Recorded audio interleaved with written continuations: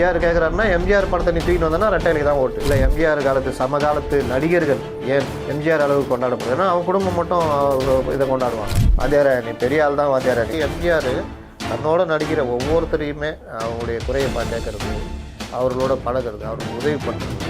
நீங்கள் சொன்னீங்க ஒரு வாரமான இந்த பையன் 15 வயசு பையன் கேட்டு ஒரு 100 ரூபா கொடுக்குறாருன்னா இன்னைக்கு வரைக்கும் நீங்கள் மறக்கல. இன்னைக்கு பலரும் வர்றாங்க, அவங்க ரசிகர்கள் கூட கையாட்ட மாட்டேங்கிறாங்க, வணக்கம் சொல்ல மாட்டேங்கிறாங்க, அப்படியே கடந்து போகிறாங்க. அன்னை தேவதூதன் மாதிரி நினைத்து கொள்பவர்கள் 80Gக்காக சில உதவிகளை செய்து அந்த உதவிக்கான பணத்தை 80Gயில் எடுக்கிறவங்க.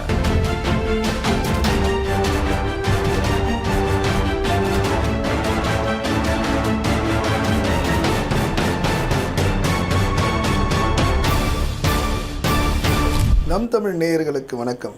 இன்றைக்கு அரங்கத்துக்கு வந்திருப்பவர் மூத்த பத்திரிகையாளர் முத்தலிபு சார் வந்திருக்காங்க. வணக்கம். காலத்தால் அழிக்க முடியாது, ஒருவர் வாழ்ந்தாலும் சரி மறைந்தாலும் சரி அவருடைய புகழ் இன்றும் என்றும் பேசப்படுகின்ற ஒரு நபராக திகழக்கூடிய மகத்தான தலைவர், புரட்சி தலைவர் எம்ஜிஆர் அவர்கள். எம்ஜிஆரின் நினைவுகளை பற்றி நம்மளோடு பகிர்ந்திருக்கிறார். எல்லா வகையிலும் சரி அந்த எம்ஜிஆருடைய அந்த சாயல் உங்களுக்கு தெரியும். நீங்கள் வைத்திருக்க அந்த ரிங்டோனாலும் சரி, உங்களுடைய பேச்சாக இருந்தாலும் சரி, அல்லாத ஒரு பிரியமுள்ள எம்ஜிஆர் அவர்கள். இன்றைக்கு வந்து பட்டி தொட்டி மக்கள்லேருந்து சரி, படித்தவர்கள்லேருந்து சரி, யாருமே மறக்காத ஒரு மிகப்பெரிய ஒரு அரசியல் தலைவரில் எம்ஜிஆர் அவர்கள். அவருடைய நினைவுகளை பற்றி நம்மளோட பகிர்ந்துனா நல்லாயிருக்கும் சார். எம்ஜிஆருடைய நினைவு நாள் டிசம்பர் 24 வருது. அதை ஒட்டி நாம் இன்றைக்கி அவரை பற்றி கொஞ்சம் நினைவு கூறுறது நல்லாயிருக்கும்னு நினைக்கிறேன். இன்றைக்கும் பார்த்தீங்கன்னா இன்றைக்கி கட்சி ஆரம்பித்த ஆளுக்கும் அவருடைய ஃபேமை தாண்டி, அவருடைய பிரபலத்தை தாண்டி அவருக்கு எம்ஜிஆர் தேவைப்படுகிறது. அதுதான் எம்ஜிஆர். கிட்டத்தட்ட 38 ஆண்டுகள் கலந்து விட்டது. இன்றைக்கும் நீங்கள் வேணால் பாருங்கள், டிசம்பர் 24 ஏதோ ஒரு இடத்துல குடிசை பகுதியில் ஒரு சின்ன வியாபாரம் பண்ணுறவங்க, ஒரு பூக்கடை வச்சுக்கிறவங்க, ஒரு தொழிலாளி, ஒரு குடிசை பகுதி, இங்கெல்லாம் பார்த்தீங்கன்னா எம்ஜிஆர் படத்தை அவங்க சொந்த செலவில் வச்சு ஒரு மாலை போட்டு, கொஞ்சம் கசதிக்கிறவங்க எம்ஜிஆர் பாட்டை போட்டு அன்னைக்கு நினைவு பிறந்த நாள் அன்றைக்கி. அதே போல் இந்த கிராமப்புறத்தில் பார்த்தீங்கன்னா நிறைய பேர் சரி, அந்த பஸ் ஸ்டாண்டில் எம்ஜிஆருடைய காமராஜருக்கு அடுத்தது வந்து பார்த்தோம்னா எம்ஜிஆருடைய அவருடைய புகைப்படத்தை வைத்து எல்லார் வீட்லேயுமே எம்ஜிஆருடைய புகைப்படம்ன்றது இருக்கும். அப்போ எம்ஜிஆர் மற்ற தலைவர்கள் நீங்கள் கம்பேர் பண்ணிங்கன்னா, இப்போ காமராஜர் சொன்னீங்க, காந்தி சொல்லலாம், அண்ணா சொல்லலாம். அதற்கு பிறகு பார்த்தீங்கன்னா பொதுவான ஒரு தலைவராக, நீங்கள் விஜய் சொல்கிறார்ல எம்ஜிஆர் பொதுவானவர் அப்படின்னு, அந்த மாதிரி ஒரு பொதுவான தலைவராக எம்ஜிஆர் வந்து எல்லோராலையும் மதிக்கப்படுகிறார். பல குடும்பங்களில் எம்ஜிஆர் உடைய புகைப்படங்கள் மற்ற நினைவுகள் இருக்கும். திரைத்துறையில் இருக்கிறவங்களுக்கும் பல பெரிய நடிகர்கள் பலரும் வந்து எம்ஜிஆரை இன்ஸ்பிரேஷன் எடுத்திருக்காங்க. எம்ஜிஆரை பற்றி பேசாத நாள் இல்லை. இன்னொரு விஷயம் பார்த்தீங்கன்னா, நீங்கள் பலர் இன்றைக்கும் எம்ஜிஆர் இறக்கலைன்னு நினச்சிட்ருக்குறாங்க. பல மூதாட்டிகளை கேட்டிங்கன்னா எம்ஜிஆர் ஒன்றும் இறக்கலைங்கன்னு. எம்ஜிஆர் எவ்வளோ பெரிய சக்தி வாய்ந்தவர் அப்படின்னு பார்த்தீங்கன்னா, 91, 96க்கு பிறகு ஜெயலலிதா தோல்வி அடையறதுக்கு அந்த காலகட்டத்தில் 96 பீரியடில் எலெக்ஷனில் பெரும்பாலானோர் ஜெயலலிதாவை திட்டிகிட்டு இருக்கிறாங்க. ஒரு அம்மா சொல்லுது ஜெயலலிதாவை எனக்கு பிடிக்காது அப்படி இப்படின்னு அந்த டைமில் பேசுகிறாங்க வச்சுக்கோங்களேன்.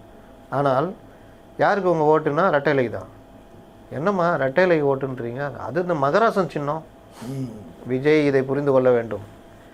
இன்றைக்கி எம்ஜிஆர்னு தூக்கிட்டு வராரு, திமுக தீய சக்தின்னு சொல்கிறாரு. ஆனால் அவர் போய் நின்று ஜனங்கள்கிட்ட ஓட்டு கேட்டார்னா, ஆமாம் திமுக தீய சக்தி, எம்ஜிஆர் வரீங்களாப்பா, கண்டிப்பாக ரெட்டையிலேயே போட்டுறோம்பான்னு ஜனங்க ஓட்டு போடும். ஏன்னா இன்றைக்கும் விஜய் கட்சி ஆரம்பித்தது ரொம்ப பேருக்கு தெரியாது. எம்ஜிஆர் கேட்குறாருன்னா எம்ஜிஆர் படத்தை நீ தூக்கிட்டு வந்தோன்னா ரெட்டையிலேயே தான் ஓட்டு, அப்படி தான் மாறும். அது ஒரு எச்சரிக்கை தான் நான் சொல்லுவேன் விஜய்க்கு. அப்போ எம்ஜிஆர் இன்றும் கிராமங்களில் வாழ்கிறார். கிராமங்களில் எளிய மக்கள்கிட்ட எம்ஜிஆர் இன்றைக்கி வாழ்ந்துட்டுருக்கு. ஏன் எம்ஜிஆருக்கு மட்டும் அது சாத்தியமாச்சு? எம்ஜிஆர் காலத்து சமகால தலைவர்களை ஏன் கொண்டாடப்படுவதில்லை எம்ஜிஆர் அளவுக்கு?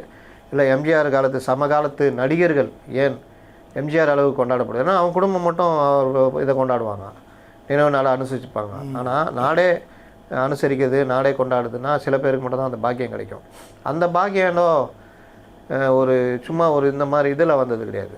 அது எம்ஜிஆருடைய ஒவ்வொரு நடத்தை தான் அழகுன்னு சொல்லுவாங்க. கண்டிப்பாக. இன்றைக்கி சில பேர் சொல்லுவாங்க அந்த உருவத்தை வச்சுக்கிட்டு பேசுகிறது, உருவ கேலி பண்ணுறது, இந்த மாதிரிலாம் இருக்கும். அது கிடையாது.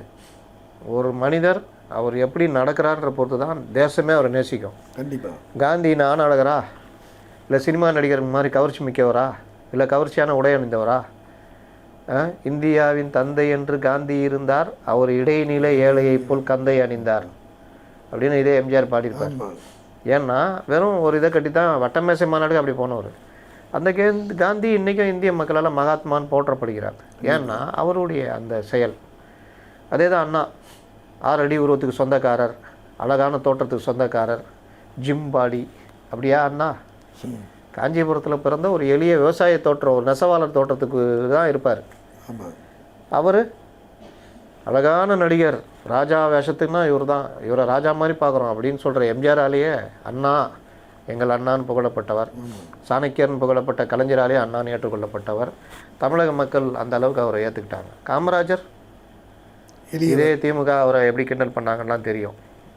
சட்டை போட்டுக்கிட்டு ஒரு கிராமத்தில் ஒரு அந்த தென் மாவட்டத்துக்குரிய ஒரு அந்த உருவத்தோடு இருந்தவர். ஆனால் அவருடைய செயல் பெருந்தலைவராக அவரை பார்க்குறாங்க. அதே வரிசையில் தான் எம்ஜிஆர் தன்னுடைய திரைப்படங்கள் நடித்த காலகட்டத்தில் அவர், அதாவது சில பேர் ஒரு காலகட்டத்துக்கு அப்புறம் மாறுவாங்க. அதுக்கு பல காரணங்கள் இருக்கும். நம்ம இப்படி மாற்றிக்கிட்டால் தான் நம்ம வந்து மக்கள்கிட்ட சேர முடியும்னு. சில பேர் பார்த்திங்கன்னா இயற்கையாகவே அந்த குணத்தோடு இருப்பாங்க. அது எம்ஜிஆர். நான் பேட்டி எடுத்த பொழுது ஒரு 2010 அந்த பீரியடில் ஒரு எம்ஜிஆர் கூட நடித்த இந்த தென்னிந்திய திரைப்பட நடிகர் சங்கத்தை ஆரம்பித்தவர், ஸ்தாபகர். அப்போ எங்கே ஆரம்பித்தாங்கன்னா ஸ்வாகத் ஹோட்டலில் ராயப்பேட்டை. அதுக்கு ஏற்றாப்புல அந்த ஆடிட்டிங் இந்த ஆஃபீஸ் இருக்குல்ல, பிஎஃப் ஆஃபீஸ் இருக்குது. அந்த இதுக்குள்ளே ஒரு ஓட்டு வீடில் அந்த மரக்கடை ஒன்று இருக்கும். அந்த ஒரு ஓட்டு வீட்டில் தான் அவர் ஆரம்பித்தாங்க. அவர் ஆரம்பித்தது, அவர் பேர் எனக்கு மறந்து போச்சு. அவர் மயிலாப்பூரில் குடியிருந்தார். அங்கே தான் நான் அவர்கிட்ட பேட்டி எடுத்தேன். துணை நடிகராக நடிச்சிருந்தவர். எம்ஜிஆருக்கு நண்பர். எம்ஜிஆருக்கு எப்படி நண்பர் ஆகிறாருன்னா, எம்ஜிஆர் அப்போ யானகவனியில் இருக்கார், வால்டாக்ஸ் ரோடு. வால்டாக்ஸ் ரோடில் இவர் நடுவில் எங்கேயோ இருந்திருக்காரு. 2 பேரும் அப்போ ட்ராம் வண்டியில், அப்போல்லாம் நாடக சபானா மந்தவெளி மயிலாப்பூர் தான். அப்போ இவங்க ஏறி அங்கே வரும்பொழுது இவரும் அதே மாதிரி ஏறி நடுவில் பார்த்துருக்காங்க ட்ரெயினில். அப்போ அந்த பாகவதர் கிராப் தான் ஸ்டைல். நடிகர்கள், நாடக நடிகர்கள்னால் பாகவதர் கிராப்பு, அந்த ஜிப்பா, அந்த இதெல்லாம். எம்ஜிஆர் அதே மாதிரி இருந்தப்போ இவர் கேட்டிருக்காரு, நீங்கள் நடிகரா அப்படின்னு. ஆமாம், நீங்கள் ஆமாம் அப்படின்னு. அப்படி தான் பழக்கமாக இருக்குது அந்த ட்ராம் வண்டியில் வரும்போது. அந்த இதில் ரொம்ப க்ளோஸு. அவர்கிட்ட நான் 2-3 கேள்வி கேட்டேன். அதில் அவர் சொன்னது வந்து, நான் கேட்டது, எங்கள் எம்ஜிஆர் வந்து வள்ளல் எல்லாருக்கும் கொடுக்குறாரு, தான் கையில் இருக்கிற பணத்தை நினைத்ததி முடிப்போம்ல ஒரு சீனில் சொல்லுவார், இந்த மாதிரி கொடுக்குறீங்களே அப்படின்னு லதா கேட்கும். அதாவது வில்லன் எம்ஜிஆர் இடத்துக்கு அவர் டூப்ளிகேட்டாக இந்த எம்ஜிஆர் கிராமத்துலேருந்து வந்த எம்ஜிஆர் கொடுத்துருப்பாங்க. அவர் வந்து டக்குன்னு என்ன பண்ணுவார், தேங்காய் சீனிவாசனை பார்ப்பார். சுக்காப்பின்னு வித்துட்டு இருப்பாப்லையே தேங்காய் சீனிவாசன். அவரை கண்டுபிடிச்சி கூப்பிட்டு வந்து, ஏன்னா எம்ஜிஆர் சென்னைக்கு வந்தப்போ அவர் உதவி பண்ணியிருப்பார். அவரை கூப்பிட்டு வந்து 500 ரூபா செக் கொடுப்பார். நான் இந்த மாதிரி கொடுத்துட்டேன் அப்படின்றப்போ எம்ஜிஆர் சொல்லுவார், காசு இருக்கும்போதே அது டக்குன்னு கொடுத்துடணும், இல்லாட்டி மனசு மாறிடும் அப்படின்வார். லதா கேட்கும்போது சொல்லுவார். அப்புறமா அதுக்கு முன்னாடி பணம் கொடுத்தவொடனே இவர் வரங்குருன்னு சொல்லிட்டு அவர் போவார். அந்த இதை விட்டு போயிடுவார். பார்த்தியா, பணம் வந்தவொடனே தொழிலை மறந்துட்டப்பாரு அப்படின்னு வந்தார். வாத்தியார நீ பெரிய ஆள் தான் வாத்தியார, நீ பல தத்துவம் சொல்கிறேன்னு சொல்லிட்டு அப்புறம் எடுத்துகிட்டு போவாப்ல. அந்த இதில் லதா கேட்கும்போது என்ன, இந்த மாதிரி ஒரு ஆளுக்கு போய் சுக்காப்பிக்கணும் 500 ரூபானா அப்போ எவ்வளோ தெரியுமா? ஆமாம், அப்போது பெரிய 5 லட்சம் ரூபா. கரெக்டாக சொன்னீங்க. ஏன்னா அப்போ 100 ரூபா தங்கம் ஒரு பவுனு, அப்போ 500 ரூபா கொடுக்குறாரு. அப்போ 5 லட்ச ரூபா தான். இன்றைக்கி ஒரு பவுன் எவ்வளோ? 1,02,000 ரூபா. காசு எதுவோ நம்ம கையில் முதல் கொடுத்துடணும், இல்லை மைண்டு மாறிடுவார். எம்ஜிஆர் அந்த மாதிரி டைப்பு. அப்போ அவர்கிட்ட நான் கேட்குறேன், ஏங்க இந்த மாதிரி எம்ஜிஆர் வந்து சாதாரண நடிகராக மாதிரி நீங்கள் பார்த்தீங்க, அதான் நாடக நடிகராக இருந்து திரைத்துறையில் அப்போ தான் கால் ஊன்றாரு. அந்த 1936லேருந்து 48 இந்த 12 வருட காலம் இருக்குல்ல, எம்ஜிஆர் நடத்தின போராட்டங்கள் சொல்லி மாளாது. ஒரு அவமானங்கள், துணை நடிகராக சீன் கொடுப்பாங்க. சர்வாதிகாரி படத்தில் எம்ஜிஆருக்கு ரோல் கொடுத்துருவாங்க. ஒவ்வொரு நாளும் ஒவ்வொருத்தர் வந்து ஒரு கதை சொல்லுவானா. இன்றைக்கி ஒருத்தர் வந்திருக்காரு, பார்க்கறதுக்கு பாகவதர் மாதிரியே இருக்கார். அப்போல்லாம் பாகவதரும் சின்னப்பா வந்தோன்னா பெரிய ஆளுங்க. ஆமாம். அப்போ அந்த மாதிரி இருக்கிறவங்களுக்கு தான் ரோல் கிடைக்கும். எம்ஜிஆருக்கு பாட வராது. மற்ற விஷயங்கள்லாம் ஓகே. ஆனாலும் அந்த கம்பெனியில் சம்பளம் பேசி நடிச்சிட்டு இருக்கும்போது சொல்லுவாங்க, ஒருத்தர் இன்றைக்கி ஒருத்தர் டெஸ்ட் எடுத்தாங்க, பாகவதர் மாதிரியே இருக்கார், அதே மாதிரி பாடுறாரு அப்படின்னோடனே நீ அவ்வளோதான். அவங்க 2000 அடி எடுத்தால் கூட வேணான்னு மாற்றிடுவாங்க. அப்போ எம்ஜிஆருக்கு ஒவ்வொரு நாளுமே போராட்டம். அதுக்காக எந்த ரோல் கொடுத்தாலும் நான் செய்ய தயார்னு சொல்லிட்டு எடுத்து பண்ணிட்டு இருந்தாராம். நீ கொடுங்க நான் பண்ணுறேன் அப்படின்னு. 17 நாள் மேக்கப் போட்டு உட்கார வச்சுருப்பாங்க. டெய்லி மேக்கப் போட்டு இந்த உட்காந்துருப்பார். வெறுமனே உட்காந்துட்டு போயிடுவார். சீனே கொடுக்க மாட்டாங்க. 17ஆவது நாள் ஒரே ஒரு சீனு. என்னது, ஒரு போலீஸ் வேஷம், சைக்கிளில் வேகமாக வந்து விட்டுட்டு போய் உன்னை பிடிக்கணும். எம்ஜிஆருக்கு சைக்கிள் ஓட்ட தெரியாது, சைக்கிள் கிடையாது. என்ன பண்ணுறதுன்னு தெரியாமல் டக்குன்னு ஸ்டுடியோ பக்கத்தில் இருக்கிற ஒரு வெத்தலை பாக்கெட்லேருந்து சைக்கிளை தூக்கிட்டு, பர்மிஷன்லாம் இல்லை, தூக்கிட்டு ஒரு மாதிரி ஏறி ஓட்டி, சைக்கிள் ஓட்ட தெரியாதுல்ல, அப்படியே விட்டோன்னா அதை அப்படியே தள்ளி விட்டு போய் அந்த இவனை பிடிக்கிற மாதிரி எடுத்துட்டாராம். அது காட்சி நல்லா அமைஞ்சிச்சு. எல்லிசார் டங்கன் தான் டைரக்டர். எம்ஜிஆரை பாடுபடுத்திருக்காரு, அவமானப்படுத்திருக்காரு.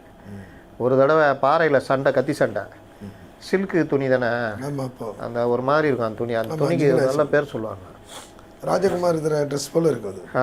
அது ஒரு இது மாதிரி, அது இது பிளாஸ்டிக் மாதிரி இருக்கும் அந்த துணி. பாறை மேலே வெயிலில் சண்டை. எம்ஜிஆர் துணை நடிகர் தானே, சண்டை போட்டு அப்படி சாஞ்ச மாதிரி பாறையில் சண்டை போடணும். ரீடேக்குன்னு வாங்கி அந்த துணி வெயிலில் இதாகி எம்ஜிஆர் முதுகில் அப்படியே ஒட்டி முதுகு ஃபுல்லாக புண்ணாயிடுச்சோம். அந்த மாதிரிலாம் அந்த ஆள் பாடப்படுத்திக்கிறாப்புல. அப்போ இந்த சைக்கிள் வந்து விழுந்தார்ல, அவர் ஓட்ட தெரியாமல் தான் விழுந்தார். படத்தில் நல்லா அமைஞ்சிச்சான்.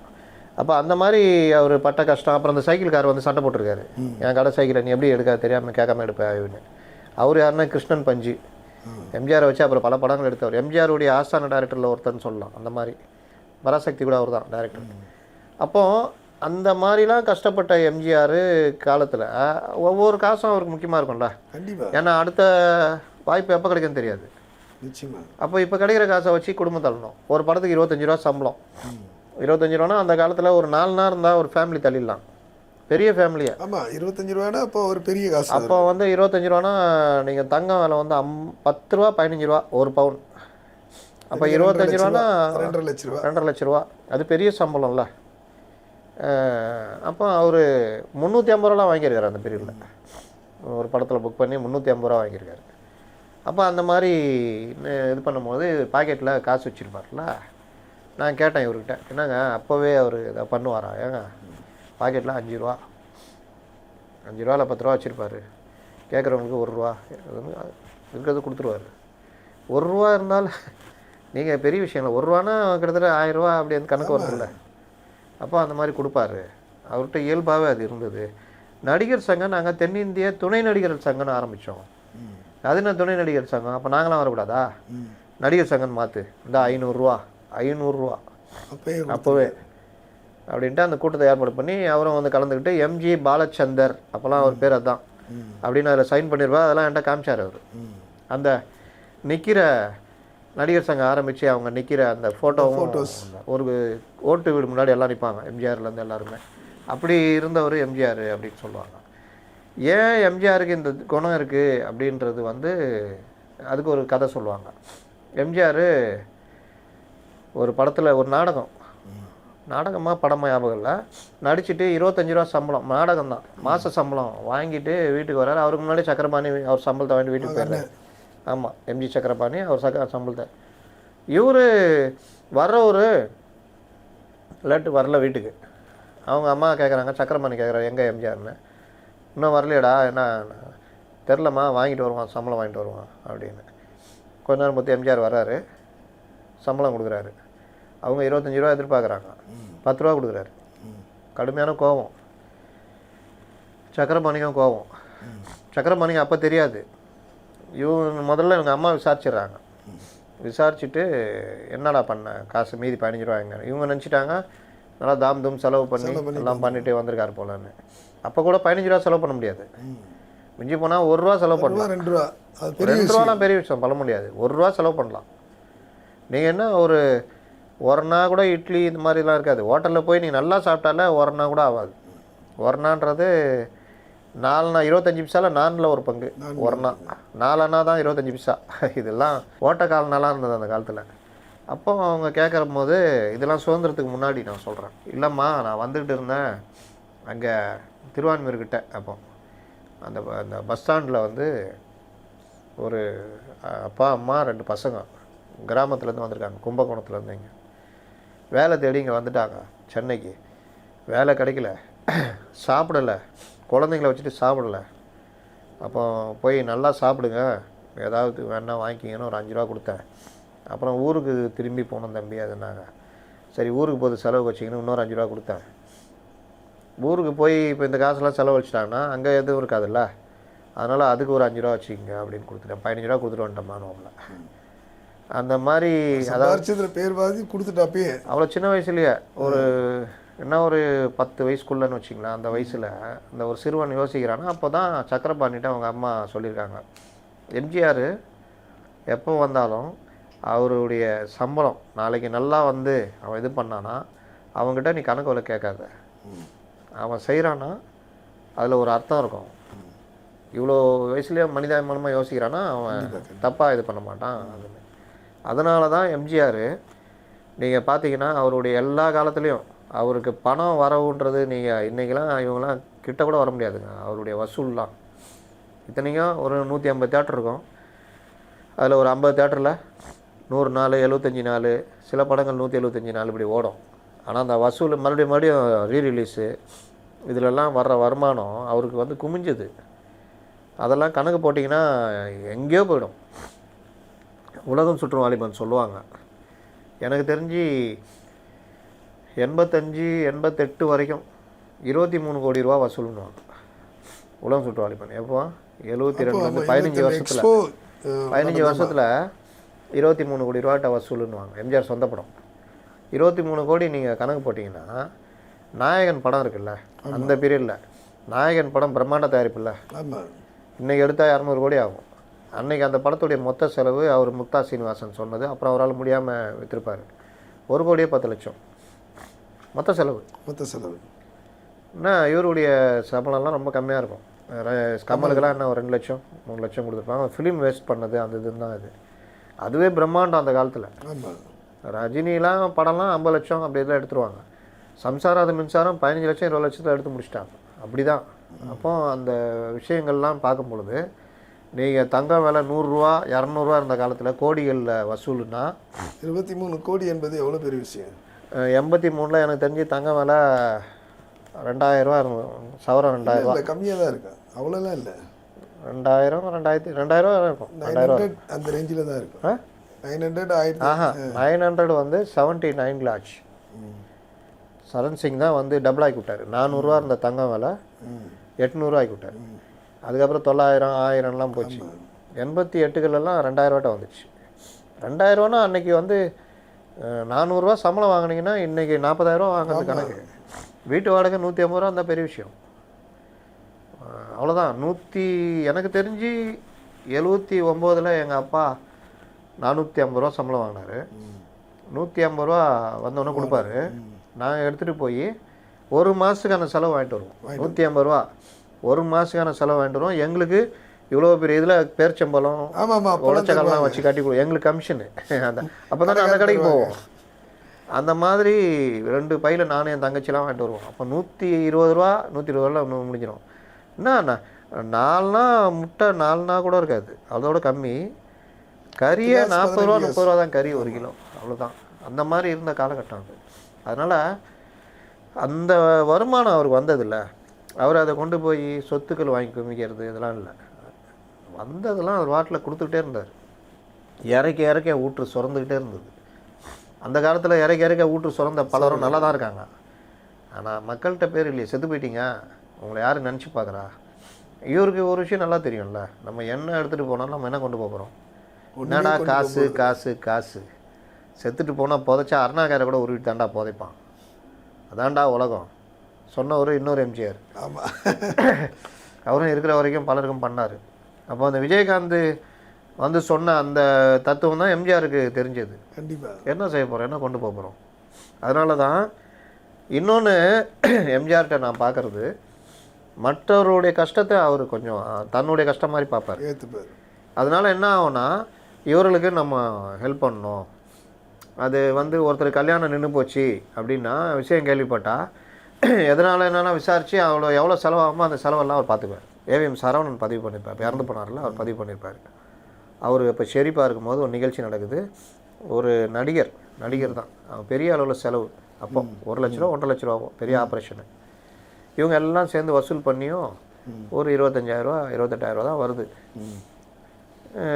பெரிய பெரிய நடிகர்கள்லாம் ஐயோ அச்சுச்சோ நோயா, ஐயோ பாவம், இந்தா என்னால் முடிஞ்சது 2,000 அப்படின்னு. சரி எல்லாம் போக அந்த ஃபங்க்ஷனுக்கு வந்த எம்ஜிஆர்கிட்ட நான் சொல்கிறேன் ஏதாவது உங்களுக்கு தேவைமான்னு. வந்தோடனே சொல்கிறாப்புல, இந்த மாதிரி இது அவருக்கு வந்து இவ்வளோ இதாகிடுச்சு, மீதி காசு இவ்வளோ தேவைப்படுது. 23,000 வசூலாக இருக்குது. 75,000 நம்ம செலவு போகலாம். 75,000 1 லட்ச ரூபா செலவு, அதுவே பெரிய தொகையில் 86. ஆமாம் தேவைப்படுது பைபாஸ் ஹார்ட் சர்ஜரிக்கு. 23,000 தான் வந்திருக்கு, மீதி நீங்கள் கொடுத்தீங்கன்னா நல்லாயிருக்கும். ஏன்னா இதை கேட்டு சரி நான் பார்த்துக்கிறேன், எல்லா செலவும் நான் பார்த்துக்கிறேன், முழு செலவும் நான் பார்த்துக்கிறேன். இல்லைங்க 23,000 வசூலாக இருக்குது, நீ மீதி கொடுத்தீங்கன்னா போதும், அந்த 23,000 நீங்கள் அப்புறம் மற்ற செலவுக்கு வச்சுக்கோங்க, இதை நான் ஃபுல்லாக கட்டணும் கட்டி விட்டா. இந்த மாதிரி பலருக்கு பண்ணியிருக்காரு நிறைய விஷயங்கள். நீங்கள் ஒருத்தருடைய உதவி காலத்தால் செய்த உதவி ஞானத்தால் மானம் பெரிதுன்னு ஒரு அந்த சரியாக அந்த இது எனக்கு சரியாக வரல, அந்த குரலில் வரும். அது காலத்தால் செய்கிற உதவி நீங்கள் அந்த டைமில் இருக்கிறதா நீங்கள் பொருத்தி பார்க்கணும். அப்புறம் நீங்கள் கோடீஸ்வரன் ஆனால் பரவு என்ன கொடுத்த 10,000 கொடுத்தியா, இந்தா வாங்கிட்டு போ அப்படிடே. அன்னைக்கு நீ 10,000 வக்கு இல்லாமல் இருந்தப்போ ஒருத்தன் 10,000 கொடுக்குறான்னா அதுதான் பெரிய விஷயம். அது வந்து என்ன சொல்லுவாங்க, காலத்தினார் செய்த நன்றி சிறிதெனினும் ஞானத்தின் மானப்பெரிது அப்படின்னு. நீங்கள் அந்த அந்த டைமில் செய்கிற உதவி தான் ஒருத்தருக்கு உதவி. அந்த ஆள் அதுக்கப்புறம் பெருசாக வளர்ச்சி அடைஞ்சு நீங்கள் உங்கள் பையனுக்கு படிப்புக்கு பணம் இல்லைன்னு கேட்குறீங்க, டக்குன்னு ஒருத்தர் என்னப்பா ஏன் கஷ்டப்படுறது அப்படி அப்படின்னா, அந்த பையன் படித்து பெரிய ஆள் ஆகி வந்துட்டானா என்ன பண்ண 10,000 ஃபீஸ் கட்டினியா, அதை போய் பெருசாக பேசிக்கிட்டு இருக்கிற அப்படின்னா அது காலத்தினார் செய்த உதவி. அந்த டைமில் உங்களுக்கு கிடைக்கல, அது செஞ்சதுனால தான் அவர் அந்த நிலைமைக்கு வந்திருக்காரு. எம்ஜிஆர் என்ன கேட்டால் எம்ஜிஆரால் உதவி பெற்றவர்கள் அவர்கள் மற்றவர்கள் பண்ணியிருக்கணும் ஒரு உதவின்றது. எம்ஜிஆர் அந்த இதை சில இதெல்லாம் சொல்லியிருப்பாரு, நிச்சயமாக நீங்கள் மற்றவங்களுக்கு அந்த மாதிரி பண்ணிட்டு போங்கன்றவார். எம்ஜிஆர் பற்றி பேசணும்னா இதயம் பேசுகிறது மணியன் அவர்கள். மணியன் அவர்கள் ஆமாம், அவர் கூட நீங்கள் நெருங்கி பழகிறீங்க, அவரோடு நம்ம அந்த இதயம் பேசுகிறதுல நீங்கள் வேலை செஞ்சுருக்கீங்க. ஆமாம் ஆமாம், அப்போ பார்ட்னராக கூட மாறினீங்கன்னு நினைக்கிறேன் ஒரு கட்டத்தில். ஆமாம் ஆமாம், அதாவது என்னென்னா அவர் ஆனந்த விடலில் இருக்கும்போது அவரை பற்றி நானியன் பெருதேன்னு சொல்லிட்டு ஒரு தொடர் எழுதினார். எம்ஜிஆருக்கு இதயவினை அவர் தானே இதயவினை படம் எடுத்தார். பல்லாண்டு படம் நடிக்கும் தான் கட்சி விட்டு நிற்கிறாங்க எம்ஜிஆர். பல்லாண்டு வாழ்க்கை படம் இவர் போய் தான் சொல்லுவார், சொல்லிட்டு அழுதுருவார். எம்ஜிஆர் எதுக்கு இது பண்ணுறீங்க, அவருடைய ஸ்டைலில் அப்படி இருக்கிட்டு பாயசம் செஞ்சு கொண்டு வாங்க, எல்லாம் பாயசம் கூட எல்லாருக்கும் அப்படின்னு சொல்லுங்கள். அதாவது அது எப்படின்னா சிரித்து வாழ வேறு வைக்கும் லட்சுமண் வித்வான் லட்சுமண் மணியன் எல்லாமே சேர்ந்து பண்ணாங்க. ஒரு முறை வந்து என்னென்னா மணியன் வீட்டுக்கு வந்து செக்ரட்டரியேட்லேருந்து அப்படி திடீர்னு லஞ்சுக்கு வர டைம் நாங்கள் அப்போது வீட்டில் இருந்தோம். எம்ஜிஆர் வரும்போது எம்ஜிஆர் வர டைமில் ரொம்ப சின்ன பையன், அப்போ தான் நான் வந்து போயிருக்கேன். அது ஸ்கூல் முடிச்சுட்டு அங்கே போய் 10th முடிச்சுட்டு போகிற டைமில் அவங்க வீட்டில் இருக்கும்போது பரபரப்பு புலிச்சுன்னா நேராக வராரு, எல்லாம் பண்ணிட்டு மறக்கவே முடியாது. நான் ஒவ்வொருத்தரும் விசாரிப்பார், நம்ம அது மூலையில் அப்படியே நின்றுட்டு இருந்தோம். அவர் மணியன் வந்து ஒவ்வொருத்தராக இன்ட்ரடியூஸ் பண்ண பிறகு அந்த பையன் நம்ம இதெல்லாம் வந்து சேர்ந்துருக்கானு கூப்பிட்டு 100 ரூபா கொடுத்தாரு. ஐயோ, அன்னைக்கு வாழ்க்கையில் வந்து மறக்கவே முடியாது. அன்னைக்கு 100 ரூபானா அது சம்பளம் கூட கிடையாது, மாச சம்பளம் கூட உங்களுக்கு 100 ரூபா இருந்திருக்கு. ஆமாம் ஆமாம், அது வாழ்க்கையில் மறக்க முடியாது. அதன் பிறகு தான் அவர் உடல்நலி சரியாமல் ஆயிடுறாரு. ஒரு 2 மாதம் 3 மாதத்தில் 84 பீரியட் சொல்கிறீங்க. ஆமாம், கடைசி அந்த டைமில் அப்போ தான் நான் வந்து அந்த ஃபீல்டுக்கே நான் நுழையிறேன் 10th முடிச்சு கையோட. ஸோ அவர் நிறைய பேருக்கு அவரை பற்றி நிறைய விஷயங்கள் சொல்லிகிட்டே இருக்கலாம். அவரை பற்றி உங்களால் மறக்க முடியாத நிகழ்வு நீங்கள் பதிவு பண்ணி இன்னும் என்னால் மறக்கவே முடியாது. சிரித்து வாழ வேண்டும் படம் சொல்கிறீங்கல்ல, ஆமாம், அந்த சிரித்து வாழ வேண்டும் படத்தில் ஸ்டண்ட் சீன் பற்றி ஒருத்தர் எழுதியிருக்காரு. அதாவது எம்ஜிஆர்னால் ஸ்டண்ட்டு தான். ஸ்டண்ட்டில் வந்து நீங்கள் இன்றைக்கி பார்த்தீங்கன்னா இப்போ கூட ஒரு படப்பிடிப்பில் ஒரு நடிகர் இறந்துட்டார், ஸ்டண்ட்டு நடிகர். அவருக்கு அந்த ஹீரோ என்ன பண்ணியிருப்பார்னு எனக்கு தெரியாது, பண்ணியிருக்கலாம் பண்ணாமலே போயிருக்கலாம். பெரும்பாலும் ஹீரோக்கள் கண்டுக்க மாட்டாங்க, கண்டிப்பாக ஐயோ அப்படியா சரி அப்படின்ற மாதிரி போயிடுவாங்க. ஆனால் எம்ஜிஆர் அந்த மாதிரி விட மாட்டார். ஏன் இதை சொல்கிறேன்னா, அன்பேவாவுடைய ஷூட்டிங்கில் அந்த பெரிய பங்களா இருக்கும்ல, அது செட்டு, அது இந்த ஜேபி பங்களா, அந்த செட்டு ரெடி பண்ணிகிட்டு இருக்கிறாங்க. இதுதான் சார் உங்கள் ரூமு, அது பார்த்தா அவ்வளோ சூப்பராக இருக்கும். அந்த எம்ஜிஆரே உள்ளே வந்து ஓடி வந்து அப்படி பார்க்கும்போது அவ்வளோ பிரம்மாண்டமாக தெரியும். அது அந்த சீனில் வந்து இந்த ஃப்ளோர்லாம் ரெடி பண்ணிட்டு இருக்காங்கல்ல, அந்த இதை ஒட்டுற வேலை எல்லாம் அந்த பிளாஸ்டர் பெரிச்சு இதெல்லாம் போட்டு தானே ஒட்டுவாங்க. கண்டிப்பாக அதை ஒட்டிக்கிட்டு இருக்கிற எம்ஜிஆர்கிட்ட குமரன், இவர் சரவணன், இவங்கெல்லாம் அந்த செட்டை கூப்பிட்டு போய் காமிக்கிறாங்க. அதான் எம்ஜிஆர். சின்ன விஷயம் கூட எம்ஜிஆர்கிட்ட கரெக்டாக இருக்கணும். அப்படியே பார்த்துக்கிட்டே இருக்காரு. அவர் சொல்கிறாரு, இதுதான் சார் எங்கள் இது ரூமு அப்படின்னா, இவர் கவனமே செலுத்தலை. அங்கே ஒட்டிகிட்டு இருக்கிற ஒருத்தர் அப்படியே பார்த்துக்கிட்டே இது பண்ணுறாராம். என்னண்ணே அப்படின்னாலாம், இருங்க அதை வரேன் அப்படின்னு. நேராக போய் அண்ணன் நீங்கள் அப்படின்னாராம். தம்பி உடனே அப்படியே கட்டி பிடிச்சிட்டாராம். அவர் கையெல்லாம் பிளாஸ்டர் பரிசுது. எம்ஜிஆர் அப்படியே கட்டி பிடிச்சிட்டாராம். அப்புறம் இவர் வந்து, நான் சின்ன பையனாக இருக்கும்போது ராஜபாட்டு வேஷம் போட்டார். ஒரு நாடகத்தில் ராஜபாட்டு வேஷம் போடுறவங்கன்றவங்க மெயின் ஹீரோ மாதிரி. அவங்களுக்கு சகல மரியாதை கிடைக்கும், சேர் கிடைக்கும். அந்த ஒரு இது அந்த ராஜபாட்டு வேஷம் போட்டிருந்த அண்ணன் என்னென்ன இப்படி நான் தம்பி. அதுக்கப்புறம் அப்படிதான் இன்னைக்கு என்ன பண்ணுறது, இதை பொழைக்கணுமே. சினிமாவில் இருக்கவங்க சினிமா விட்டு வெளியே போக மாட்டாங்க, பார்த்துருக்கீங்களா? அவங்க வேறு தெரியாது, வேறு வழி தெரியாது. அவன் கலைஞர் பத்திரிகையாளர் தெரியாது. இப்போலாம் வேறு மாதிரி பொழைக்கிறாங்க. ஆனால் என்ன ஒரிஜினல் பத்திரிக்கையாருன்னு வேறு எதுவும் தெரியாது. அப்போ இப்படி இருக்கும்போது இந்த மாதிரி வந்தன் தம்பி அப்படின்னோடனே டக்குன்னு அவருடைய உதவியாளர் கூப்பிட்டு அவரை கூப்பிட்டு போங்க, இனி அவர் இந்த வேலை செய்யக்கூடாது. அவர் என்ன பதிவு பண்ணுறாருன்னா, அதற்கு பிறகு நான் அவரை பார்க்கவில்லை, அவங்க கம்பெனிக்கே வேலைக்கு வரல. எம்ஜிஆர் என்ன செஞ்சிருப்பாருன்னு எனக்கு தெரியும். என்ன எல்லாம் வாழ்க்கை செட்டில் பண்ணியிருப்பார், வீடுன்னா வீடு கொடுத்துருப்பாரு, எல்லாம் பண்ணியிருப்பார். அப்படிப்பட்ட எம்ஜிஆர் தான் இந்த ஸ்டண்ட்டு நடிகர்களில் வந்து ஸ்டண்ட்டு சீனில் ரொம்ப ஜாக்கிரதையாக இருப்பார். மாடியிலேருந்து எம்ஜிஆர் குதிக்கிற மாதிரி, உரிமை குரல் எம்ஜிஆர் அப்படி குதிக்கிற மாதிரி அந்த சீனு எடுக்கிறதுக்கு டூப்லாம் ரெடி பண்ணிட்டாங்க. எம்ஜிஆர் போய் பார்க்குறாராம், எப்படி குதிக்கணும், எவ்வளோ ஸ்பீடாக வரணும், கீழே மெத்தெல்லாம் கரெக்டாக இருக்கா அப்படின்னு சொல்லிட்டு எல்லாம் பார்க்குறாராம். எப்படி இருக்கணும், உங்களை ஹைட்டு பார்த்துக்கப்பா, எல்லாம் இது பண்ணிங்க அப்படி இப்படின்னு சொல்லிட்டு அந்த சீன் வரும்போது அவர் அந்த இடத்துல நிற்கிறாராம். டேக் ரெடி எல்லான்னொன்னே அது குதி சீனில் டூபை பூச்சியில் தூட்டு இவருக்கு வச்சிட்டாராம். பத்தறி போய் ஸ்ரீதர்லாம் என்னென்ன இந்த மாதிரிலாம் நம்ம பண்ணால் தான் ரியலாக இருக்கும், அதனால தான் குதிச்சேன். ஆனால் எம்ஜிஆர் அதை ஒத்துக்க மாட்டார். டூப் சீனில் டூப் தான் போடணும், ஏன்னா நடிகன் வந்து இது முக்கியம், உடல் நலம் ரொம்ப முக்கியம். டூப் போட்டு கமல் ஒரு தடவை 5 அடி இதுலேருந்து குதிச்சு காலை உடச்சிட்டு இருப்பாப்புல கமல் 80களில் ஏதோ ஒரு படத்தில். அப்போ எம்ஜிஆர் சொன்னது, நடிகனுக்கு உடல் ரொம்ப முக்கியம், அதுக்கு நீ வந்து இப்போ உக்காந்துக்கிட்ட ஒரு சீன் தான் உக்காந்துட்டேன் இன்றைக்கி, ஒன்றால் 3 மாதம் படப்பிடிப்பு தயாரிப்பாளர்கள் நஷ்டமாகும் எல்லாருக்கும், உன்னை நம்பி படம் எடுக்கிறான், அந்த இது மட்டும் என்றைக்குமே பண்ணாது. ஆனால் எம்ஜிஆர் அந்த சீன் இதாக பண்ணுறதுக்கு அந்த காட்சி ஒத்திக்கையெல்லாம் முதல்ல பார்த்துட்டாரு, அவருக்கு பார்க்குற மாதிரியே இவர் பார்த்துட்டு பண்ணியிருக்காரு. ஆனாலும் எம்ஜிஆர் பல தடவை இதிலலாம் அடிபட்டிருக்கு. ஒரு தடவை நம்பியார் கூட நம்பியார் இவருனா இருந்தார், வீரப்பா இவங்களாம் இருந்தாங்கன்னா செம்ம ஜாலியாக இருக்குமா. இவர் நம்ம தேவரெலாம் இருந்தால் அந்த இடமே ஒரே போர்க்களமாக இருக்குமா, கத்தி சண்டைலாம் ரியல் ஃபைட்டு. அப்போ அந்த இந்த வால் சொல்லுவாங்க, ராஜஸ்தான் வால் நீளமாக இருக்கும், ஊசி மாதிரி அப்படி இப்படின்வாங்க. அந்த இது நம்பியாரும் எம்ஜிஆரும் கத்தி சண்டை 2 பேரும் ரியல் இதுதான் யூஸ் பண்ணாங்களாம் சண்டை. நம்பியாரும் எம்ஜிஆரும் அப்படி க்ளோஸ் ஃப்ரெண்டு, வாயா போயா ஃப்ரெண்டு. நம்பியாருக்கு கல்யாணம் ஆகும் பொழுது பொண்ணு பார்க்க கூட மாப்பிள்ளை தோழனா போனது எம்ஜிஆர். கல்யாணம் ஃபிக்ஸ் பண்ணோன்னே எம்ஜிஆர் வரதுக்கு லேட் ஆகணும், தாலி கட்ட மாட்டேன்னு உட்காந்துட்டாரான், இது வரட்டும் அப்படின்னு. அப்புறமா எம்ஜிஆர் வந்தோன்னா தான் தாலி கட்டினாங்க. அந்த பந்தம் எம்ஜிஆருடைய அந்த நம்பியாருடைய குழந்தைங்க காது குத்து எல்லாம் மடியில் உட்கார வச்சு எம்ஜிஆர் பண்ணி தாய்மாமன் இது பண்ணி கடைசி வரைக்கும் இருந்துச்சுன்னு சொல்லுவாங்க. அதில் நம்பியாருக்கு எம்ஜிஆருக்கு ஒரு கத்தி சண்டை இந்த படத்தில் அரசியலங்கம் நடக்கும்போது எம்ஜிஆருக்கு இங்கே ஒரு இது போகும். எம்ஜிஆர் அப்படியே பிடிச்சி ரத்தம் வலியுமா, யோ என்னையா பண்ணிட்டேன் நீ, என்ன பண்ணிட்டேன், நான் உனக்கு நல்லது பண்ணியிருக்கேன், இவ்வளோ ஏதோ நல்லது பண்ணிக்கிறேன்னு வேறு சொல்கிறேன் அப்படின்னா அரங்கெல்லாம் எல்லாரும் பயப்படுறாங்களாம். சந்தோஷப்பட்டுக்கோ, உயிரை காப்பாற்றுனேன்னு சொல்லிட்டு. என்ன உயிரை காப்பாற்றுனேன், டைரக்டர் எங்கே குத்த சொன்னார் தெரியுமா, நெஞ்சில் குத்த சொன்னார். நான் டைரக்டர் அலறி போய், ஐயோ அவர் ஏதோ இஸ்லாமியர் அல்லா மேலே ஆணையா சொல்கிறேன், நான் அப்படி சொல்லவில்லையோ, நீ தானே சொன்ன, ஐயோயோ தலைவர் என்ன அப்படிலாம் சொல்லவே இல்லை இவரா அவங்களுக்கு. அந்த மாதிரி கிண்டல்லாம் நடக்குமா.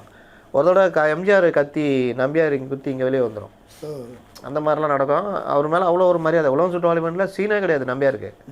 நம்பியாருக்காக அந்த காட்சியை கொண்டு வந்து நீ இருக்கிறியா அப்படின்னா, நான் என்னையா பண்ண போகிறேன் இதில், இந்த மாதிரி வேணும் அப்படின்னா, அப்போ எனக்கு டைம் கொடுன்னு சொல்லி உடம்பெல்லாம் ஏற்றி அந்த காட்சி தான் உண்மையிலேயே படத்தில் சூப்பராக இருக்கும். 3 அடி உள்ள எம்ஜிஆருக்கு. அது சொல்லுவார், இந்த இது அந்த அளப்பார் அந்த பொட்டி எடுக்கிறதுக்காக சொன்னால் அப்படியே நிற்பாப்பில் நம்பியார் புத்தத்துறை மாதிரி. அப்புறம் 3ஆவதுன்னா சூட்டு செத்துன்னா அடி உள்ளக எம்ஜிஆருக்கு. ஸோ நம்ம பல்ட்டி அடித்து அடி வாங்கிட்டே வருவாருன்னா அடி வாங்குறாருன்னு பார்ப்போம். வெளியில் அந்த இதை விட்டு வெளியில் வந்தோன்னா 20 நேரம் நான் அடி வாங்கினேன்னா புத்தர் உலகத்துக்கு அமைதியை போதிக்கிற புத்தர் இருந்ததுனால நான் பண்ணேன். இனிமேல் பாருன்னு மடிக்கு அடி விழும், அடி ஒவ்வொன்றும் அந்த காட்சியை அவ்வளோ ரசிக்கத்தக்கதாக இருக்கும். அந்த உலக சுற்றுவாளி பண்ணல. ஸ்டண்ட்டு நடிகர்களில் வந்து அவர்களுடைய பாதுகாப்பை எம்ஜிஆர் ரொம்ப விரும்புவாராம், ரொம்ப கவனமாக இருப்பாராம். அதே மாதிரி எம்ஜிஆர் ஜஸ்டின் கூட சண்டை போட்டால் ரசிகர்கள் அப்படி ரசிப்பாங்க. எம்ஜிஆருடைய சண்டை காட்சியும் அவ்வளோ நல்லா இருக்குமா. நீங்கள் அதை சிரித்து வாழ வேண்டும் பாருங்கள். இப்போ கூட அந்த காட்சி அவ்வளோ சூப்பராக இருக்கும்.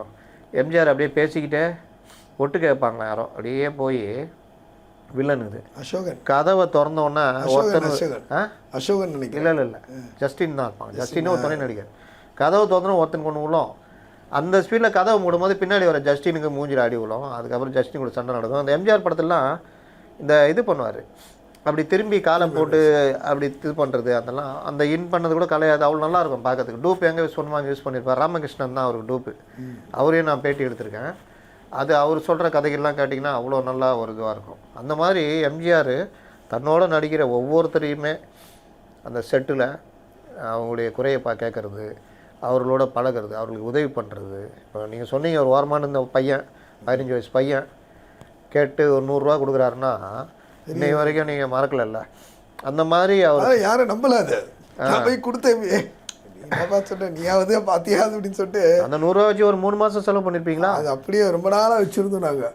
பிறகுதான் எங்கள் அப்பாவெல்லாம் விசாரிச்சார். அப்பா எங்கே வேலை செய்கிறாருன்னா போலீஸாக இருக்காருன்னு சொன்னாங்க. எங்கே அப்படின்னு சொல்லிட்டு தட்டிலாம் கொடுத்தாரு அவர். ஒரு ஏன்னா அவர் பார்க்கணும் விசாரிக்கணும்னு அவசியமே இல்லை. ஆமாம், கடந்து போயிடலாம். இன்னைக்கு அப்படி தானே இன்னைக்கு பலரும் வர்றாங்க. ஆமாம், நீங்கள் அப்படியே அவங்க ரசிகர்கள் கூட கையாட்ட மாட்டேங்கிறாங்க, வணக்கம் சொல்ல மாட்டேங்கிறாங்க, அப்படியே கடந்து போகிறாங்க. அந்த மாதிரி இன்றைக்கே நம்ம பார்க்குறோம். ஒவ்வொரு மனிதருக்கும் அந்த பிரபலம் தன்னை அப்படி இது விசாரித்தாங்கன்னா அது அவனுக்கு வாழ்நாளில் சொல்லுவாங்க. நீங்கள் சொல்கிறீங்க கண்டிப்பாக கண்டிப்பாக. ஆனால் அதே பிரபலம் எனக்கு என்னென்னு போனால் நீங்கள் எம்ஜிஆர் வந்தாருங்க அன்றைக்கி பார்த்தாங்க அப்படின்ற மாதிரி தான் போயிருக்கோம். மறக்க முடியாது அந்த ரோஜாப்பூ கையை. அந்த மாதிரி இன்னொன்று அவர் காரில் வெளியில் வர்றாருன்னா அந்த டோரை டிஎம்எக்ஸ் 4777 அந்த காரு அம்பாசிடர் காரு, அந்த டோரை இறக்கி விட்டு ஒரு சிரிப்பாருங்க கையாட்டிக்கிட்டு, அப்படியே அந்த ரோஜாப்பூ மலர்ற மாதிரி இருக்கும். அப்படியே ரோட்டில் நிற்கிறவங்களாம் அப்படியே கத்துவாங்க. அந்த பழக்கம் ஜெயலலிதாட்டே இருந்தது.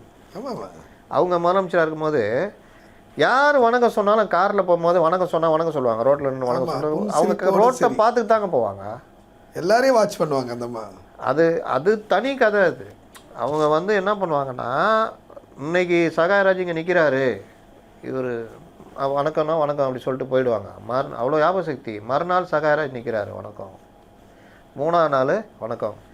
ஒரு பிஎஸ்ஓ வந்துடுவார் உங்கள்கிட்ட, என்ன நிற்கிறீங்க டெய்லி, இல்லை அம்மாட்ட ஒரு மனு கொடுக்கணும் மாதிரி விஷயம். சரி இனிமேல் நிற்காதீங்க, வாங்கிட்டு அந்த மனு வேலை நடக்கும். இல்லாட்டி அவங்களே தேவைன்னா கூப்பிட்டு பேசிடுவாங்க அவங்கள. அதனாலேயே மாவட்டமாக ஏரியா பிரித்து நிற்பாங்க. தேனி மாவட்டம், நீ யார் ராணி, தேனி மாவட்டம் இங்கே நிற்காது, அங்கே போய் நில்லுப்போ, அந்த பிரிட்ஜி இல்லை அந்த கிட்ட போய் நில்லு அப்படின்னு. சில நேரம் அவங்க கார் அந்த பிரிட்ஜி ஏறுறதுக்கு முன்னாடி பிரிட்ஜி கீழே அந்த யாராவது கட்சிக்காரங்க முக்கியம்னா நிறுத்திடுவாங்க. நிறுத்தினா நிற்கிறீங்க, இல்லைம்மா பார்த்துட்டு போவாங்க, ரைட்டு. புகழேந்தி ஒரு தடவை நின்றுந்தாரான். நின்றுட்டு என்ன புகழேந்தி இங்கே நிற்கிறீங்க, இல்லைம்மா வந்தம்மா பார்த்தேன், அம்மா போகிற வழி பார்த்தேன்னா. சரி வேறு ஒன்றும் இல்லை, ரைட். இவர் வைகோ நடைப்பயணம் போகும்போது காரில் சந்திப்பாங்க, அந்த புகைப்படம் கூட இருக்கும். அது ஏன்னா ஒருத்தட்ட இருந்து இன்னொருத்தட்ட பரவச்சு. கலைஞரும் கும்பிடுவார். கலைஞர் பார்த்துருக்கீங்களா? உங்களுக்கு கும்பிட்டு சின்ன பையன் கும்பிட்டா கூட கும்பிடுவார். அந்த பழக்கம் அவங்கள்ட்டலாம் இருந்தது. தலைவர்கள், மாபெரும் தலைவர்கள். ஆனால் அவர்கள் வந்து அந்த இதை இது பண்ணல, நமக்கு இவங்க தான், இவங்கள வச்சு தான் நம்ம அப்படின்றதுனால அந்த இது இருந்தது எல்லாருக்கிட்டையும். நீங்கள் ஒருத்தர் உங்களை பார்த்து கும்பிட்றாங்க, பரவசோட பார்க்குறாங்கன்னா நீங்கள் அவங்கள கும்பிட்றீங்கன்னா அவங்களுக்கு அது 1-to-1 டச்சு, அவங்க வாழ்க்கையில் மறக்க முடியாது. இது எம்ஜிஆர் கிட்ட இருந்தது. அதனால தான் 38 வருஷம் ஆகியும் எம்ஜிஆர் நினைவு கூறப்படுகிறார். இன்றைக்கி தலைமுறைகள் மாறிக்கிட்டே வருது. எம்ஜிஆர் கூட டச்சில் இருந்தவங்கெல்லாம் மறைந்துட்டு வர்றாங்க. இப்போ கேள்விப்பட்டவங்க மட்டும் தான் பேசுகிறாங்க. நான் பார்த்துருக்கேன், எம்ஜிஆரை கிட்ட பார்த்துருக்கேன், காரில் போகும்போது பார்த்துருக்கேன். நீங்கள் எங்கே தானே பக்கம் தானே? ஆமாம், நீங்கள் நிறைய முறை பார்த்துருக்கேன். அப்படி பார்த்துருக்கேன். ஆனால் அவர் பேசி பார்த்துருக்கோம். ஆனால் கிட்ட ரொம்ப நெருக்கத்தில் போய் பழகுற வயசு இல்லை, சின்ன பையன். அந்த வாய்ப்பு வந்து மணியன் இல்லைன்னா கிடச்சிருக்காரு. நானே எனக்கு எதிர்பார்க்காத ஒரு இதுதான். சும்மா வீட்டுக்கு அன்றைக்கி எல்லாரையும் கூப்பிட்டோன்னு சொல்லிட்டு போனோம். எங்களுக்கு என்னென்னா அப்போன்னா எம்ஜிஆர் இறக்கும் போது ஒரு 16-17 வயசு அப்படி இருக்கும். ஸ்கூல் படிச்சுட்டு இருக்கிறதுனால அதெல்லாம் ஒரு பெரிய இது மாதிரி. எம்ஜிஆர் பிடிக்கும், ரஜினியும் பிடிக்கும். அடுத்த எம்ஜிஆர் இருந்தாலும் ரஜினி பிடிக்கும். அப்படி தான் தவிர எம்ஜிஆர் எங்கள் தாத்தா வந்து எம்ஜிஆருடைய தீவிர ரசிகர். அவர் எப்படின்னா தன்னுடைய சகோதரராக அவர் நினச்சிட்டாருங்க மனசுக்குள்ள. எம்ஜிஆர் எங்கள் அண்ணன், அவரு நானும் ஒன்றா போனோம், அவருக்கு சான்ஸ் கிடச்சி நடிக்க போயிட்டாரு, நான் வந்துட்டு இப்படி சொல்லுவார் எங்கள் தாத்தா. அவர்கிட்ட நாங்கள் வெறுப்பேற்றிட்டு இருப்போம், என்ன அவர் இப்படி எப்படின்னுவோம். அவரை வெறுப்பேற்றுறது, அவர் கோவப்படுறது எங்களுக்கு ஜாலியாக இருக்கும். அந்த மாதிரி ஒவ்வொரு மனிதர்கள் மனதிலையும், ஒவ்வொரு ரிக்ஷா ஓட்டுறவங்கலேருந்து தொழிலாளியிலேருந்து எல்லாருக்கிட்டையும், இத்தனைக்கும் எவ்வளோ பேருக்கு எல்லாருக்குமா செஞ்சுருப்பார் இல்லை. ஆனால் அந்த கொஞ்சம் பேருக்கு செஞ்ச அந்த இது பிரவாகம் இருக்குல்ல, அது அப்படியே ஒரு இது மாதிரி அணுகுண்டு வெடிச்சு பரவுற மாதிரி எல்லார்ட்டையும் பரவி நிற்கிது. நான் என்ன சொல்கிறேன்னா, ஏன் பேசணும் இப்போ எம்ஜிஆர் அப்படின்னா, இந்த நல்ல பண்புகள் திரைத்துறையிலும் சரி அரசியல் வாழ்க்கையிலும் சரி வந்தீங்கன்னா நீங்கள் போற்றப்படுவீங்க. இன்றைக்கி விஜய் இருக்கார், எல்லாரையும் சந்திக்கிறார், எல்லாம் பண்ணுறாருன்னா போற்றப்படுவார். ஆனால் எம்ஜிஆர் இவங்க சொல்லிகிட்டு இருக்காங்க, எம்ஜிஆர் சந்திக்காத ஆளே இருக்க மாட்டாங்க. கண்டிப்பாக. அது ஒரு இன்னொரு விஷயம் ஒன்று பதிவு பண்ணலான்னு இருக்கோம். அதாவது எம்ஜிஆர் அவர் வந்து திண்டுக்கல் பை எலெக்ஷன் அப்போ வந்து அவர் வந்து தெரியும், அவர் அடிக்கிறதுக்கு மற்றதெல்லாம் வந்து அவர் காட்டில் வந்து தப்பிச்சு வந்து இருக்கார். அப்போ வந்து ஒரு மூதாட்டி வந்து விறகு பொறுக்க வந்த பிறகு எம்ஜிஆரை பார்த்துடுறாங்க. பார்த்துட்டு பிறகு எம்ஜிஆர்னா அவர் உடனே வந்து, ஐயா எனக்கு ரொம்ப ராசா நீங்கள் எங்கேயே வெயிட் பண்ணுங்கள், அவர் நாட்டுக்கோழினா நிறைய விரும்பி சாப்பிடுவாராம். உடனே என்ன பண்ணாங்கன்னா, அந்த இரவோட இரவோ வந்து சமைச்சத்தில் வந்து எம்ஜிஆருக்கு அந்த இது இடத்துல கொடுத்துட்ட பிறகு அந்த மாதிரி ரொம்ப சந்தோஷம். மறுநாள் காலையில் வந்து எம்ஜிஆரில் கிளம்பிட்டார். வெற்றி பெற்று என்ன பண்ணாங்கன்னா, அந்த இடத்துக்கு வந்து அந்த அம்மாவை பார்த்து ஆசீர்வாதம் வாங்கிட்டு அவங்களுக்கு தேவையான அத்தனை வசதி வாய்ப்புகளை வந்து செஞ்சு கொடுத்தாங்க. அதுதான் எம்ஜிஆர். அது அவர்கிட்ட அதாவது எப்படி சொல்லுவாங்க, கடன் வாங்கிட்டு கூட திருப்பி கொடுத்தீங்கன்னா வாங்க மாட்டார். ஏன் நான் பண்ணக்கூடாதா? ஒரு சகோதரர் தானே, ஒரு சகோதரர் கொடுத்தா வாங்க மாட்டீங்களா? கண்டிப்பாக. அப்படி ஒரு அம்மா எம்ஜிஆர் அந்த டைமில் 80களில் கஷ்டப்படுறாருன்னு சொல்லிட்டு, 80கள்லையே அதுக்கு முன்னாடியே தெரில கஷ்டப்படுறாருன்னு சொல்லிட்டு வீட்டை விற்று, வீடு இது இருக்குது இந்த மாதிரி வச்சிகராசா என் பையன் மாதிரி நீ அப்படின்னு அவங்க பையன் மூலியமாக கொடுத்து அனுப்புகிறான். ஒரு இஸ்லாமிய பெண். எம்ஜிஆருக்கு ரொம்ப இதாகிடுது. அந்த பணத்தை அந்த இதை இது பண்ணிக்கிட்டு நேராக பார்க்க போயிடுறாரு. கூட கொஞ்சம் பணம் வச்சு திருப்பி கொடுக்குறாரு. என்ன ராசா நீயே கஷ்டப்படுற, நான் கஷ்டப்படல, நான் நல்லா தான் இருக்கிறேன், நீங்கள் அதை பற்றிலாம் கவலைப்பட வேணாம், நான் சமாளிச்சுக்கிறேன். சரி இது ஏன் கொடுக்குறீங்க, நான் என் மகன் கொடுத்தா வாங்க மாட்டிங்களா அப்படின்னு. அதுக்கப்புறம் கொடுத்துட்டு அவங்க செலவுகள் மருத்துவ செலவெல்லாம் பார்த்துட்டு அவங்க இறக்குற வரைக்கும் எம்ஜிஆர் அவங்களோட டச்சில் இருந்திருக்காரு, விசாரிச்சிருக்காரு, பண்ணியிருக்காரு. அது அவங்க பையன் சமீபத்தில் ஒரு இதில் பதிவு பண்ணியிருப்பார். அந்த மாதிரி பிஎஸ்ஓ, நான் ஒரு ஆட்டோ டிரைவர் கதை சொன்னேன். எம்ஜிஆர் வண்டி உங்களுக்கு தெரியும்ல எப்படி போகணும், முன்னாடி ஒரு ட்ரக்கர் ஒன்று இப்படி போவோம், பின்னாடி அப்படியே வால் ஒட்டிக்கிட்டே போவாங்க 2 பேரும். அப்போ மவுண்ட் ரோடு இது கிடையாதுல்ல, சென்டர் மீடியன் கிடையாதுல்ல. எனக்கு தெரிஞ்சு நான் ஒரு தடவை பில்லால் ஓட்டலான்னு நினைக்கிறேன், கலைஞர் சிலை இருக்குது. ஆமாம், பழைய சிலை. அங்கே ஒரு சிக்னல் இருக்கும், கரெக்டாக ஞாபகம் இருக்கா? வெலிங்டன் கலைஞர் அது முன்னாடி ஒரு சிக்னல் இருக்கும், அது தாண்டினோட தான் வெலிங்டன் லெஃப்ட் போவோம், நேராக மவுண்ட் ரோடு போவோம். அந்த சிக்னல் கிட்ட வண்டிக்கு நிற்கணும், எம்ஜிஆர் வண்டி டப்புன்னு ரைட் எடுக்குது, அப்படி ஓவர்டேக் பண்ணி அந்த அந்த இது ட்ரக்கர் ரைட் ஆகிட்டு எம்ஜிஆர் வண்டி போகுது, அப்படி லெஃப்ட் வாங்கி ஏறுறாங்க. அந்த மாதிரி ஏறுற மாதிரி நந்தனத்துக்கிட்ட ஒரு தடவை வரும்போது இதே மாதிரி வரும்போது அந்த ட்ரக்கர் கொஞ்சம் முன்னாடி போய் முன்னாடி வந்த வண்டிகளை ஓரம் போக சொல்லுவாங்களா, அந்த மாதிரி ஒரு ஆட்டோ ஓரம் போக சொல்லியிருக்காங்க. அவரும் கரெக்டாக இவங்க பேச்சை கேட்டு ஓரம் வந்தோன்னா எம்ஜிஆர் வண்டி என்ன பிறந்து இந்த கேப்பில் லெஃப்ட்டில் போடலான்னு போகிறப்போ அந்த ஆட்டோ வந்தோடனே இடிக்கக்கூடாதுன்னு பிரேக் அடிச்சோன்னே பின்னாடி வந்த இன்னொரு வண்டி எம்ஜிஆர் வண்டியில் இடிச்சு டிக்கி இப்படி உள்ளே போயிடும் அந்த டிஎம்எக்ஸில். எம்ஜிஆருக்கு ஒன்றும் ஆகாது, அவர் இறங்கி இன்னொரு வண்டியில் ஏறி போயிடுவார். சிஎம் அந்த டிரைவர் விடுவாங்களா, ஆட்டோ டிரைவரை கூட்டிகிட்டு போய் பாண்டி பஜார் ஸ்டேஷனில் வச்சு செம்ம மாற்று, சட்டக்கட்டெல்லாம் கிழிஞ்சிச்சான். எம்ஜிஆர் கோட்டைக்கு போயிட்டார். இவங்க அடுத்து என்ன பண்ணுவாங்க, ஏதாவது ஒரு கேஸை போட்டு உள்ள தள்ள பார்ப்பாங்க. கேஸை போட்டு உள்ளே தள்ளுவாங்க, அந்த குடும்பம் நடுத்தரில் நிற்கும், அந்த ஆட்டோவை பறிமுதல் பண்ணுவாங்க. ஒருவேளை வாடகை ஆட்டோவாக இருந்தால் அந்த ஓனருக்கும் கஷ்டம், செய்யாத குற்றத்துக்கு இவ்வளோ பிரச்சனைகள், ஜாமீனில் எடுக்கிறதுக்கு அந்த குடும்பம் இன்னும் கஷ்டப்படும். ஒரு ஆட்டோ டிரைவர் குடும்பம் என்ன இதுவாக இருக்கும். கண்டிப்பாக. அப்போ இவ்வளோ கஷ்டம், இதை ஒருத்தன் உணர்றான்னா அவன் எவ்வளோ பெரிய ஆள். போய் டேபிளில் உக்காந்த உடனே பெல் அடித்து கூப்பிட்டு அந்த ஆட்டோ டிரைவர் எங்கே இருக்கார் கூப்பிட்டுவாங்க. உடனே பறக்கு தான் அங்கேருந்து ஃபோனு, டிஜிபி ஆஃபீஸு, அங்கே இங்கே அடிச்சு எங்கடா இருக்காங்க, பாண்டி பஜார் ஸ்டேஷன், முதல்வர் கூப்பிட்றாரு. ஐயோ போய் சட்டை கிட்டெல்லாம் வாங்கி கொண்டு வந்து போட்டு, எப்பா அக்ஷன் கிச்சன்லாம் சொல்கிறாதுடாப்பா, வண்டியில் ஏற்றி கூப்பிட்டு போகிறாங்க. ரூம்குள்ளே நுழைஞ்ச உடனே முதல் கேள்வி அடித்தாங்களான்னு தானே. அடித்தாங்களா ஐயா? இல்லைங்க ஐயா. அவர் அடித்தாங்களா சொல்லுவார். இல்லைங்க ஐயா. பார்த்து ஓட்டக்கூடாதா? இல்லைங்க சொன்னாங்க. எவ்வளோ பேர் என்ன ஃபேமிலி பற்றி கேட்டிருக்காரு. பார்த்து ஜாக்கிரதையாக வண்டி ஓட்டணும் அப்படின்ட்டு ஒரு 3000 ரூபா என்னமோ, அப்போது அது எவ்வளோ பெரிய தொகை, பாக்கெட்டை வச்சு கட்டி கொடுத்து போங்க ஜாக்கிரதையாக இருக்காங்க. இந்த பணம் கொடுக்கணுன்னு அவசியம் கிடையாது, இவரை நினச்சி பார்க்கணுன்னு அவசியம் கிடையாது. கரெக்டா? ஆமாம், அவன் கதி கந்தலாக இருக்கும். எம்ஜிஆர் குப்பலன்னு அவ்வளோதான். அப்போது எப்பேற்பட்ட அந்த மனசு இருந்தால் இந்த காரியத்தை ஒரு மனுஷன் செய்வான். கண்டிப்பாக கண்டிப்பாக. இதை நானே பேசுகிறேன். அந்த இதில் பிஎஸ்ஓ இருந்தவர் என் நண்பர், எனக்கு தெரியாது, தோரான் பேர், தேனாம்பேட்டை ஸ்டேஷனில் இருந்தார். உங்களுக்கு கூட தெரியும்னு நினைக்கிறேன். தேனாம்பேட்டை ஸ்டேஷனில் ஐஎஸ் இதில் இருந்தார், செக்ரட்டரி இதெல்லாம் பார்ப்பார், அறிவாலையெல்லாம் பார்த்துருந்தார். அப்புறமா அவர் எனக்கு ஃபோன் பண்ணி, சார் எப்படி சார், யாருக்குமே தெரியாத விஷயம் சார், எங்கள் கொஞ்சம் பேருக்கு தான் தெரியும், எப்படி சார் யாருமே பதிவு பண்ணல சார், நீங்கள் எப்படி சார் இது சார், இது மாதிரி நான் ஆட்டோ ஓட்டும் போது ஒருத்தர் சொன்னது. அப்படியா சார், உண்மையிலே சார் நான் யாராவது பதிவு பண்ணுவாங்கன்னு நான் இது பார்த்து சார், 100% உண்மை சார் நீங்கள் சொல்கிறது. இதுதாங்க எம்ஜிஆர். இதுக்கு மேலே வேறு என்ன சொல்லணும்?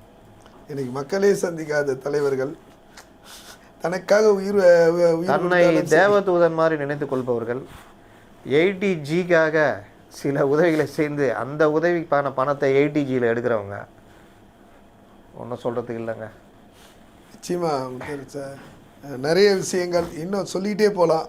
நமக்கு உங்களுடைய நேரங்கள் போதாத காரணத்தினால இந்த உலகம் இருக்க வரை இதுபோல் உத்தமர்கள் வாழ்ந்த அந்த நினைவுகள் எப்பொழுதும் அடியாது, காலத்தால் அடியாது, காலகாலமாக பேசப்படும் பொருளாக எம்ஜிஆர் அவர்கள் எப்போதும் திகழ்வார் என்பதை தெரிவித்துக் கொண்டு விடைபெறுகிறேன். நன்றி.